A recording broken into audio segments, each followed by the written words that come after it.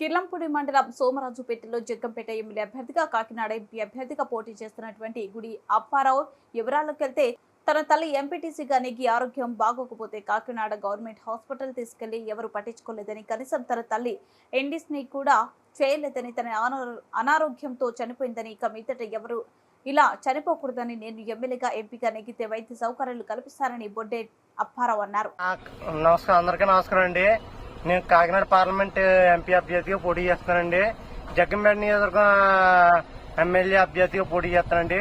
పోటీ చేయడానికి ప్రధాన కారణం ఏంటంటే 2 సంవత్సరాల క్రితం కాకినాడ పార్లమెంట్ ఎంపీ గారు వంగ గీత గారి దగ్గరికి వెళ్ళి గ్రామీణ మహిళల ప్రాంతాలకి ఉపాధి అవకాశాలు కల్పించమని చెప్పి రిక్వెస్ట్ చేశానండి 10 సార్లు.